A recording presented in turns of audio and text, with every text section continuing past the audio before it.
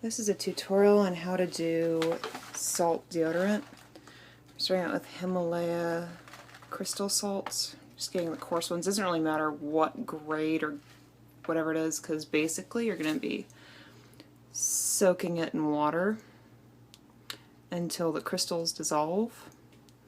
Just put about that much in a bottle. And this is mineral salts. It's got ammonium alum in it. This is the kind of rock salt deodorant you get in a large crystal at the store. And you just pound it up into, you can see what this is. It's basically that rock salt deodorant pounded into crystals. It's mineral salt deodorant. Well, that's what's going to be in this one. Good night. Yep.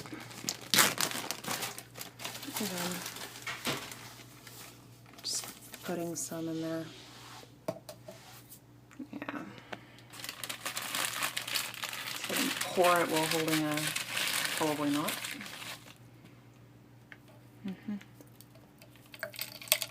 Yeah. This is much tidier when I don't have it on video, to be honest.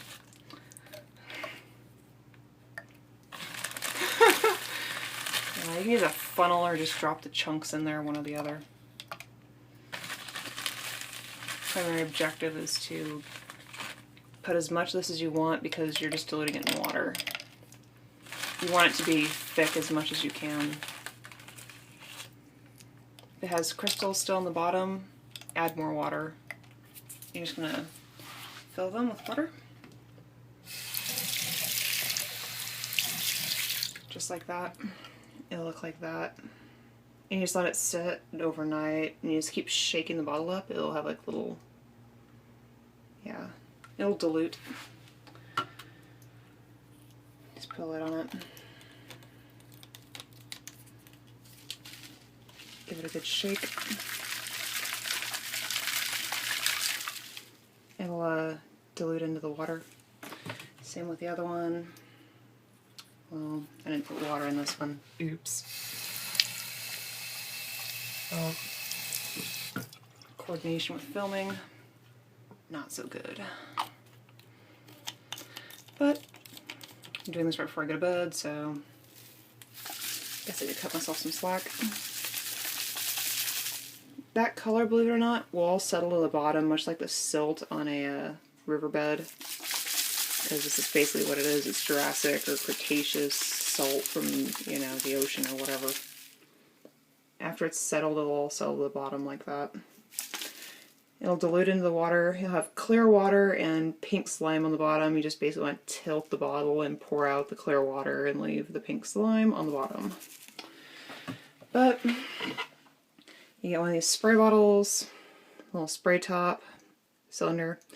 Pour, you know, half of one, half of the other, or all of one, and do about halfway, and the rest of it do with water.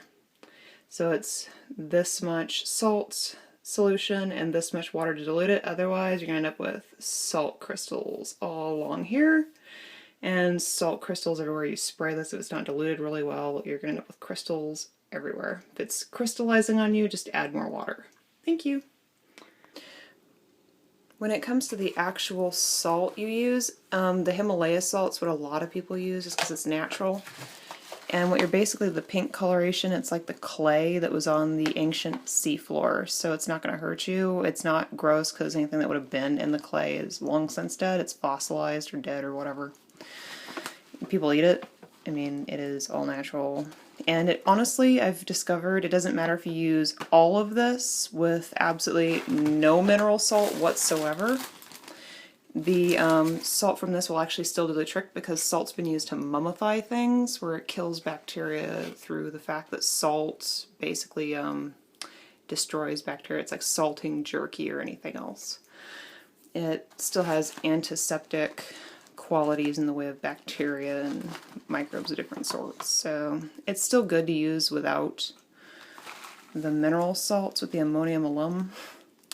If perchance you want extra like astringency, this has the extra like moisture wicking capacity. It doesn't just feel like you know, you're going, you know, without anything. This actually gives you a little bit of a texture to it, but this honestly does the trick too. If you want to just grab a bottle and play with it, it's cheap, easy to find. I think I found this for a couple of dollars. That's actually a barcode sticker. I think it was like, yeah, $4. And I got a big bag, and this lasts forever because you're basically diluting it in water. So play with it. It's fun.